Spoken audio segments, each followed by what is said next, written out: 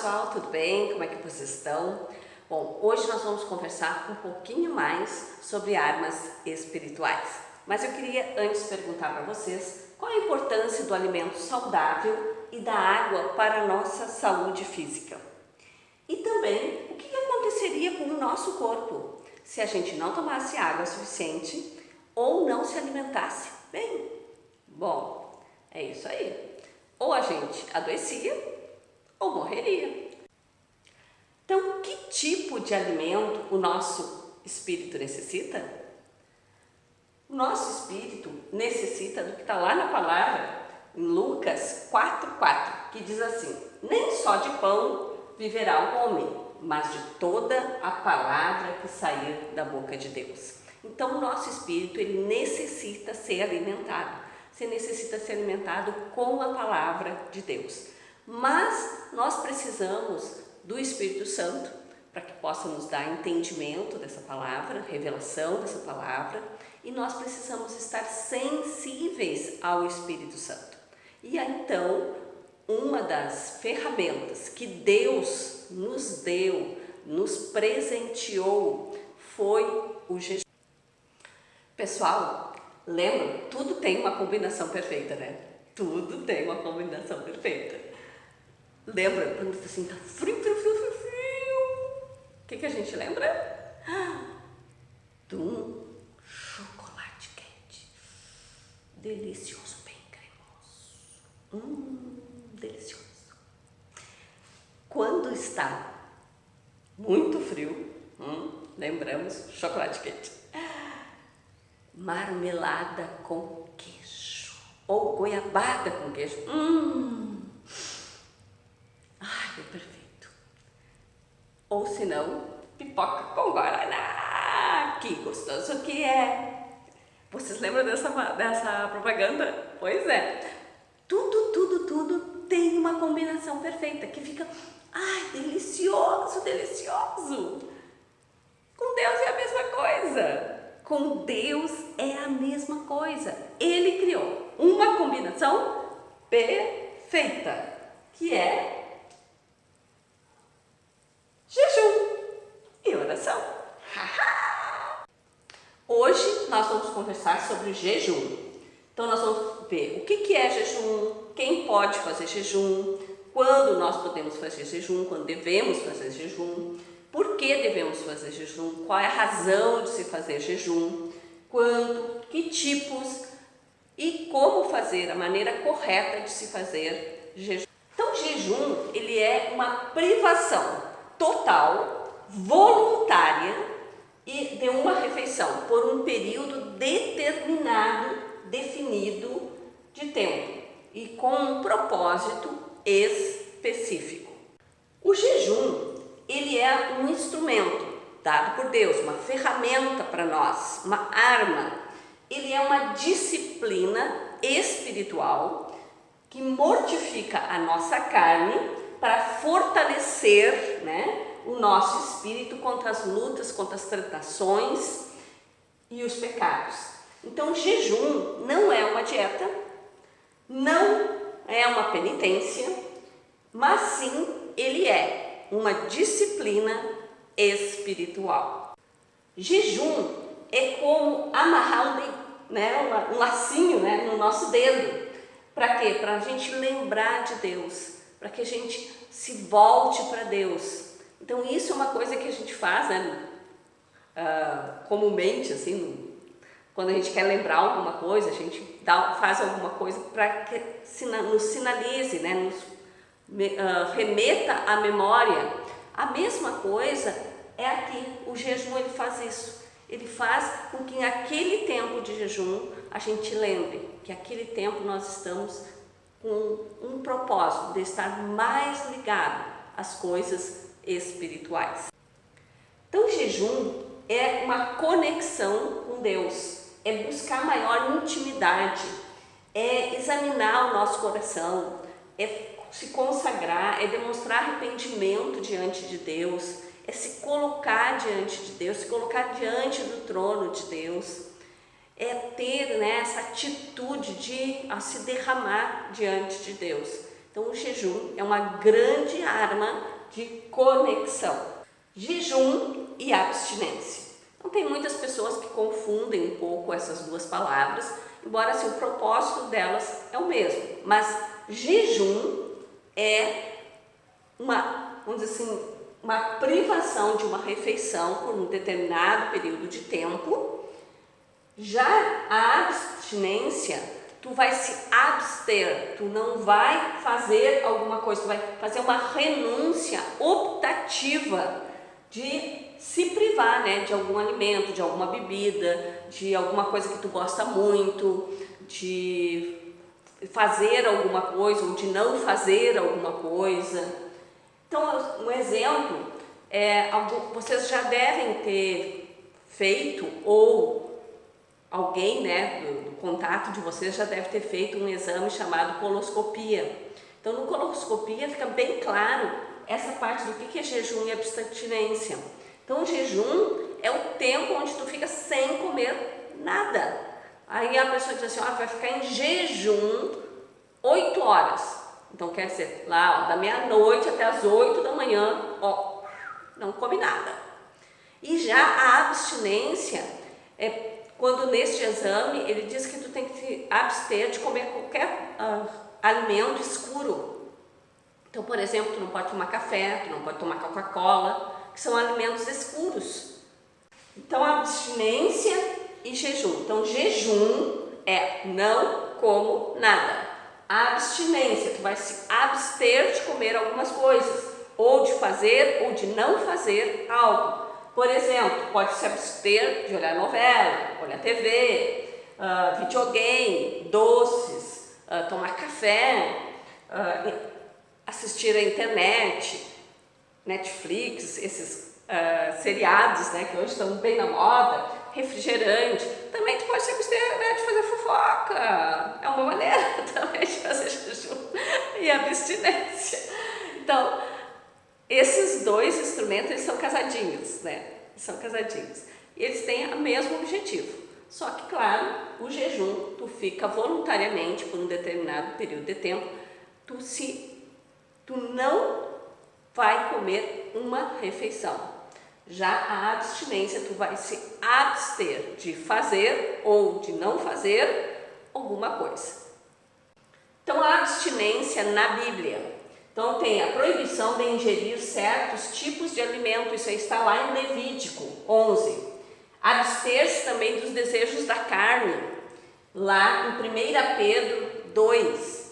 Abster-se de práticas impuras e imorais, lá em Colossenses. Abster-se da cobiça, lá em Colossenses. Também tem em 1 Tessalonicenses, diz que nós devemos nos abster também de toda a aparência do mal. Então, isso é uma coisa bem importante.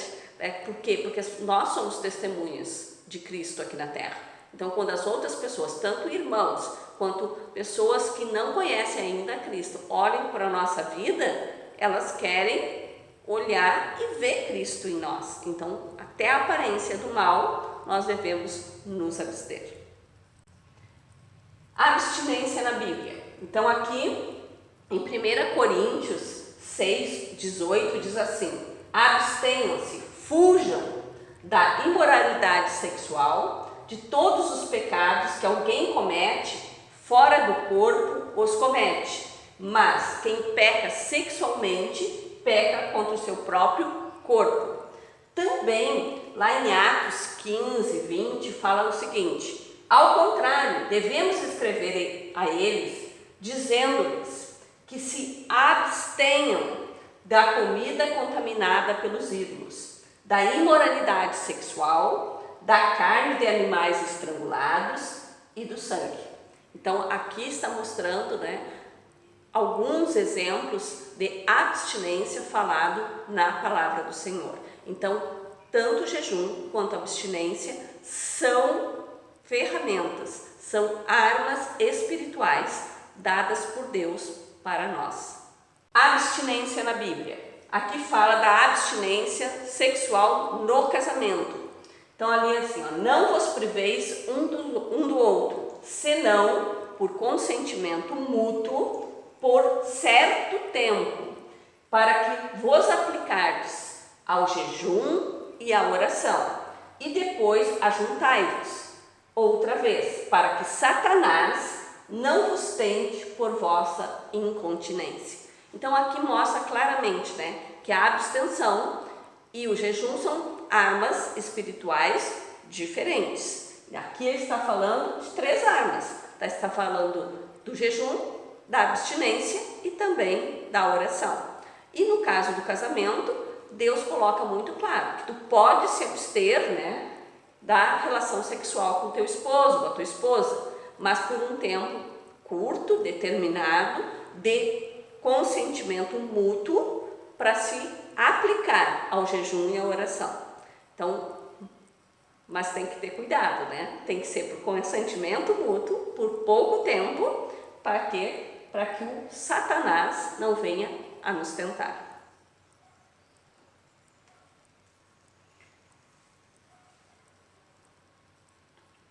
Então,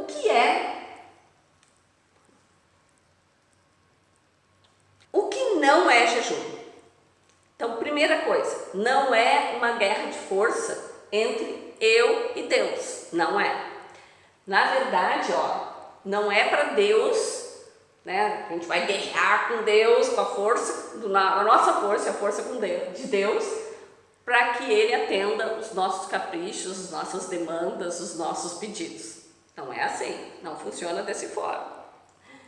Também não é greve de fome. Não é dieta, não é para ficar, eu quero ficar bonitinho, vou fazer um jejum. Não, né? Não é para melhorar a silhueta, não. Também, tá? Não é mágica. Não é assim, eu faço jejum, plim, né? Vai acontecer aquilo que eu coloquei como propósito do meu jejum. Também não, né? Não. O jejum, ele é apenas uma ferramenta para que a gente se torne mais sensível às coisas espirituais, para que a gente mortifique a nossa carne e diga, né, olha, o meu desejo, a minha vontade, eu submeto a Deus. Deus é mais importante, as coisas espirituais da minha vida são mais importantes. E a fonte não é o jejum, a fonte ela continua sendo a mesma, a fonte é Deus. A fonte é Deus. O jejum, a abstinência são apenas ferramentas para nos deixar mais sensíveis a Deus. Também não é uma troca de favores. Não é de Deus, eu vou fazer um jejum, como se fosse uma grande coisa, né? Vou fazer um jejum e aí você me dá isso. Não é uma troca de favores. Também não é penitência. Então não é assim, eu vou fazer tais coisas e isso vai, isso é muito ruim para mim, mas eu vou fazer porque eu quero agradar a Deus. Não, isso não é um jejum que agrade a Deus. Não é um jejum que agrade a Deus. Então nós temos que saber que jejum, ele não é, né, uma troca de força com Deus, não é greve de fome, não é fazer dieta, não é mágica, não é penitência e não é troca de favores. Jejuar não muda Deus, não muda o Senhor, pois Ele é o mesmo antes, durante e depois do nosso jejum, mas transformará eu e você e irá ajudá-lo a se manter mais suscetível ao Espírito Santo. Isso está no Guia para um Jejum Equilibrado, é um livro. Enchei-vos do Espírito Santo. É isso que nós queremos com o jejum. O jejum não muda o coração de Deus. O jejum muda o nosso coração. Isso quem falou foi Helena Tanuri. Jejum que agrada a Deus. O jejum que agrada a Deus está lá em Isaías 58:6. Ele fala de Deus, né? Deus estava falando com o seu povo e dizendo: porventura, não é este o jejum que eu escolhi? Deus está dizendo: eu escolhi este jejum, que solte as ligaduras da impiedade, que desfaça as ataduras do jugo e que deixe livres os quebrantados. Os quebrantados são aqueles que não têm força, aqueles que são fracos, né? Os debilitados, os abatidos, e que despedace todo o jugo. Então Deus aqui em Isaías, ele está fazendo um questionamento para o seu povo, dizendo: pessoal, repensem o jejum. O jejum que vocês estão fazendo, que é um jejum apenas religioso, não me agrada. Né? Ele tem que ter um propósito, e esse propósito ele tem que ser um propósito que agrade o meu coração. O jejum, ele pode ser individual, de grupo, de igreja, de nação ou cidade. Então, alguns cuidados que nós devemos saber. Primeiro, criança, gestante e idoso são considerados vulneráveis. Eles não têm indicação de fazer jejum, a não ser com orientação médica. Uma coisa importante, né? Lá pelo ECA, pelo Estatuto da Criança e do Adolescente, a criança ela é considerada criança até os 12 anos. A pessoa que está idosa, ela também, né, tem uma saúde mais vulnerável. Então nós temos que ter esse cuidado, né, que essas pessoas que são vulneráveis, elas devem fazer jejum sobre orientação médica. No jejum individual, nós temos exemplos bíblicos, como Jesus, Daniel e Paulo. O jejum de grupo é o jejum que é feito dentro da igreja. Então é levantado alguns jejuns, né? O jejum dos jovens, todos os jovens da igreja fazem jejum.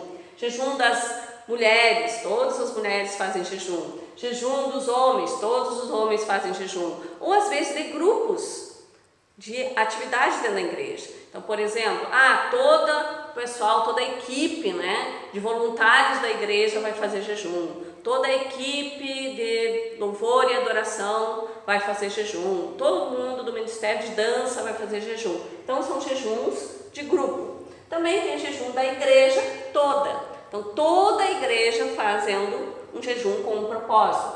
Aqui tem um exemplo em Atos 13, que diz assim: e servindo eles ao Senhor e jejuando, disse o Espírito Santo, é para ficar sensível ao Espírito Santo: apartai-me a Barnabé e a Saulo para a obra que os tenho chamado. Então, jejuando e orando e pondo sobre eles as mãos, os despediram. Também nós tem o jejum para uma nação ou uma cidade. Um exemplo é a cidade de Nínive. Lá em Jonas diz assim: e os homens de Nínive creram em Deus e proclamaram um jejum e vestiram-se de saco, desde o maior até o menor. Então, a duração do jejum. Lembre-se, jejum é para ficar ligado com Deus, para que a gente fique mais sensível ao Espírito Santo. Na palavra, nós temos vários tempos, né, de jejum. Então, nós temos jejum de um dia, que é o jejum da expiação dos pecados, jejum de 3 dias, que é o jejum de Esther e de Paulo, jejum de 7 dias, que é o jejum que Davi fez pela morte de Saul, jejum de 21 dias, que foi Daniel que fez a favor de Jerusalém, jejum de 40 dias, que foi o jejum que Jesus fez, Moisés fez e Elias fez. No Antigo Testamento, na lei mosaica, então os judeus tinham apenas um dia de jejum por ano, que era no dia da expiação. Isso está lá em Levítico 16, que também fala lá em Paulo, né, fala em Atos 27, se referindo a esse dia, né, como o dia o dia do jejum. Depois do período do exílio, quando eles voltaram da Babilônia, então eles instituíram mais 4 dias de jejum nacional. O povo judeu, ele tinha, lá na lei de Moisés, apenas um único dia por ano de jejum, que era o dia da expiação dos pecados. Esse dia, ele também é referenciado lá, né, em Jeremias, e também por Paulo, como falando sobre o dia do jejum. Depois do período do exílio, eles estabeleceram mais 4 dias de jejum. Um pela queda de Jerusalém, pela destruição do templo, pelo assassinato de Gedalias e pelo princípio do cerco. Na antiga aliança se fazia jejum, então já se usava esse instrumento, esta arma espiritual, essa disciplina espiritual. Quando Jesus estava em pleno seu ministério, os seus discípulos não jejuavam, mas os discípulos de João Batista jejuavam. E Jesus, ele foi confrontado, dizendo: olha, por que os teus discípulos não jejuam?